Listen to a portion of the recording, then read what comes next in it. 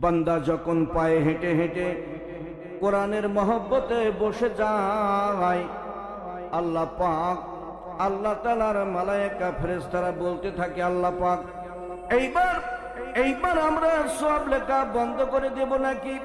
আল্লাহ পাক ডাক দিয়ে বললেন, ও আমার মালায়েকা ফেরেশতারা, না না না, সব লেখা বন্ধ করতে পারবে না।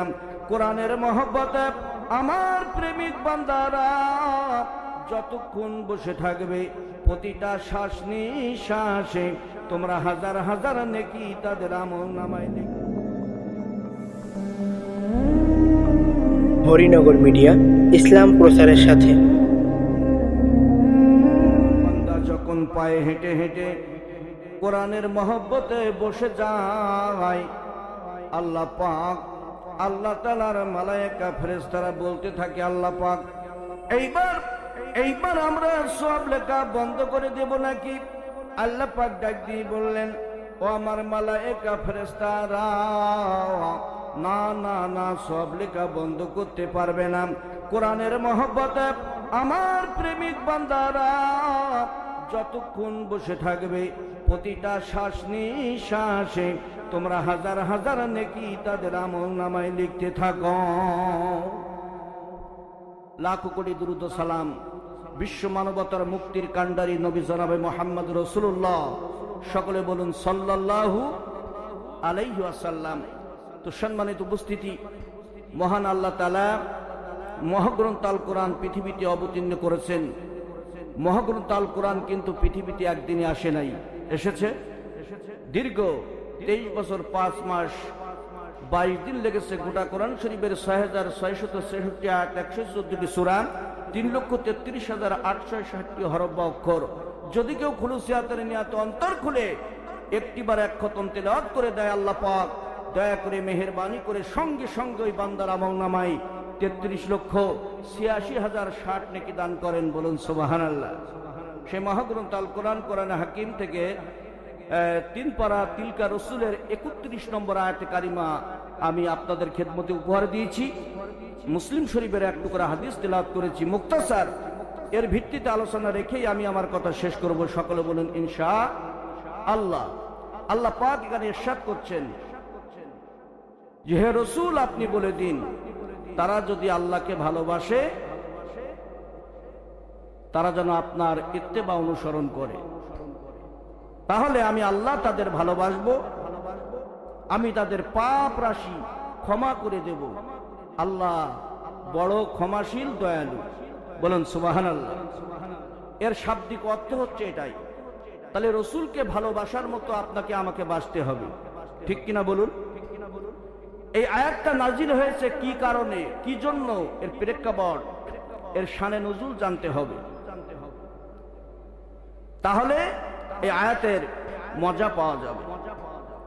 এর শানে নুজুল হচ্ছে, আল্লাহর নবীকে একদল লোক এসে বলছে, হুজুর আমরা আল্লাহকে ভালোবাসি।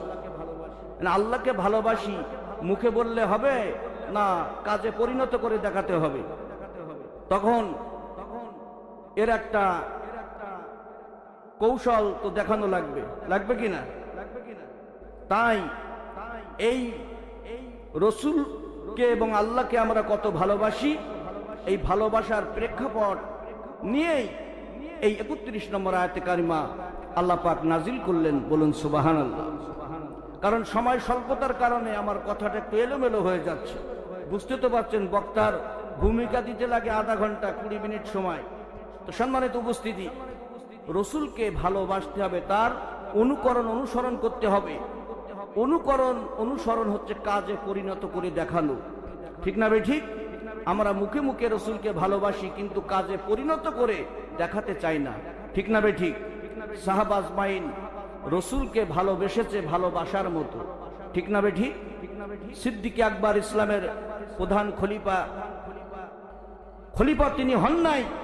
সিদ্দিক আকবর তিনি রসুলকে যখন মেনেছেন, মানার মতো মেনেছেন, ভালোবেসেছেন, বাসার মতো বেসেছেন, ঠিক না ভাই? ঠিক। ভাইরা আমার, সিদ্দিক আকবর আবু বকর সিদ্দিক ইসলাম কবুল করেন নাই। ইসলাম কবুল করার আগে তিনি সিরিয়ার জমিনে ব্যবসার জন্য, তেজারাতের জন্য রওনা হয়ে গেলেন। বলুন সুবহানাল্লাহ। সিরিয়ার জমিনে তিনি ব্যবসা করলেন, ব্যবসায় প্রচুর লাভ হলো। তিনি হিসাব নিকাশ কমপ্লিট করার পরে খানা পিনা সেরে তিনি ঘুমিয়ে পড়েছেন। কি পড়েছেন? ঘুমিয়ে পড়েছেন। ভাইয়েরা আমার, সিদ্দিকে আকবর ঘুমের ভিতরে স্বপ্ন দেখতেছেন। আল্লাহ পাক, আল্লাহ তাআলার চন্দ্র এবং সূর্য যেন এসে সিদ্দিকে আকবর আবু বকরের সিনার ভিতরে বাড়ি খাচ্ছে। বলুন না সুবহানাল্লাহ। কি খাচ্ছে? চন্দ্র এবং সূর্য এসে আবু বকরের সিনায় বাড়ি খাচ্ছে। তিনি যখন ঘুম থেকে সজাগ হলেন, সজাগ হয়ে তিনি চিন্তা করতে লাগলেন, আল্লাহ পাক, আমি কি দেখলাম, কেন এমনটি দেখলাম? এই স্বপ্নের অর্থ আমার জানা লাগবে। আমরা যখন স্বপ্ন দেখি আলেম ওলামার কাছে যাই, ঠিক না বেঠিক? স্বপ্নের অর্থ আমার জানা লাগবে। একজন জ্যোতিষীর কাছে, একজন পাদ্রীর কাছে আমার যাওয়া লাগবে, স্বপ্নের অর্থ আমার জানা লাগবে। তিনি খুঁজতে খুঁজতে একজন পাদ্রীর কাছে চলে এলেন। এসে ডাক দিয়ে বললেন, ভাই পাদ্রী, গভীর রজনীতে একটা স্বপ্ন দেখেছি। এই স্বপ্নের তাবির করার জন্য আমি আপনার কাছে এসেছি। ওই পাদ্রী বসা ছিল। আবু বকরকে দেখা মাত্র ওই পাদ্রী উঠে দাঁড়ালেন। বলা যাবে না সুবহানাল্লাহ? দাঁড়িয়ে গেলেন, ডাক দিয়ে বলছে, ভাইজান কি স্বপ্ন দেখেছেন? আবু বকর বলছে, গভীর রজনীতে আমি একটা স্বপ্ন দেখেছি, অলৌকিক ঘটনা ঘটে গেল। এই স্বপ্নের অর্থ জানার জন্য আপনার কাছে এসেছি। ভাই পাদ্রী, গভীর রজনীতে আমি ঘুমিয়েছিলাম, ঘুমের ভিতরে স্বপ্ন দেখতেছি আল্লাহ পাক, আল্লাহ তাআলার চন্দ্র এবং সূর্য যেন এসে আমার সিনার ভিতরে বাড়ি খাচ্ছে। কি ব্যাপার? ওই পাদ্রী ডাক দিয়ে বলছে, আমি তাওরাত পড়তে জানি, জুবুর পড়তে জানি, ইনজিল পড়তে জানি, আর হাফেজ আমি। এই কিতাবগুলি রিসার্চ করে দেখলাম হুজুর, কিতাবগুলি আমি পড়ে পড়ে দেখলাম আপনি আখেরি জামানার পয়গম্বরের উম্মত হতে চলেছেন। হুজুর আমি জানি আপনি আসবেন, এই জন্য একদিন নয়, 2 দিন নয়, একাধারে 40টি বছর আমি অপেক্ষা করিতেছি। পাদ্রী ডাক দিয়ে বলছে, ভাইজান আপনার এই স্বপ্নের অর্থ হলো আর মাত্র সামনে 3টা দিন বাকি আছে। আপনি বিশ্ব নবীর হাতে হাত রেখে কালেমা পড়ে মুসলমান হতে যাচ্ছেন। তো বলুন না সুবহানাল্লাহ। ভাইরা আমার, আবু বকর বলে, সিরিয়ার জমিনে ব্যবসা করেছি, ব্যবসায় লাভবান হয়েছি, আমি এত খুশি হই নাই। এই সংবাদ পাওয়ার সঙ্গে সঙ্গে আমি এত খুশি হয়েছি, আমি আর দেরি করলাম না। ছুটতে ছুটতে আমি বিশ্ব নবীর দরবারে যেতেছি। নবীজি কয়েকজন লোক নিয়ে কথাবার্তা বলতেছেন। হঠাৎ করে নবীজি বলে দিলেন, আমার বাবারা রাস্তা ক্লিয়ার করো, আমার আবু বকর আসতেছে। বলুন সুবহানাল্লাহ। আবু বকর আসার সঙ্গে সঙ্গে আল্লাহর নবী 2 হাতে জড়িয়ে ধরে কোলাকুলি করলেন। আবু বকর ডাক দিয়ে বলছে, হুজুর আমি আপনার কাছে ইসলাম কবুল করতে এসেছি। অবশ্যই করব, কিন্তু তার আগে একটা অলৌকিক ঘটনা আমার পিছনে ঘটে গেছে। এই ঘটনার কথা যদি হুজুর আপনি বর্ণনা করতে পারেন, তাহলে ওয়াসিরেই ইমানের কালেমা পড়ে আমি মুসলমান হয়ে যাব।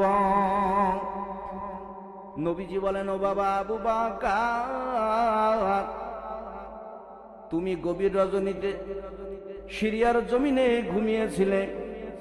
আল্লাহ পাক, আল্লাহ তাআলার চন্দ্র এবং সূর্য যেন এসে তোমার বুকের ভিতরে বাড়ি খাচ্ছিল। ও বাবা আবু বকর, তোমার সিনায় যখন চন্দ্র সূর্য বাড়ি খাচ্ছিল, তখন আমি বিশ্ব নবী তোমার পাশে দাঁড়ানো ছিলাম। আল্লাহর ওলিদের হলো কেরামতি, আর নবীদের হলো মুজিজা। বলুন সুবহানাল্লাহ। আল্লাহর নবী যখন এই শুভ সংবাদ জানিয়ে দিলেন, সিদ্দিক আকবর আর দেরি করলেন না, বিশ্ব নবীর হাতে হাত রেখে তিনি কালেমা পড়ে মুসলমান হয়ে গেলেন। সেই দিন থেকে মৃত্যুর আগ পর্যন্ত নবীকে নিজের জীবনের চাইতে মহব্বত করেছেন, ভালোবেসেছেন। ঠিক না বেঠিক?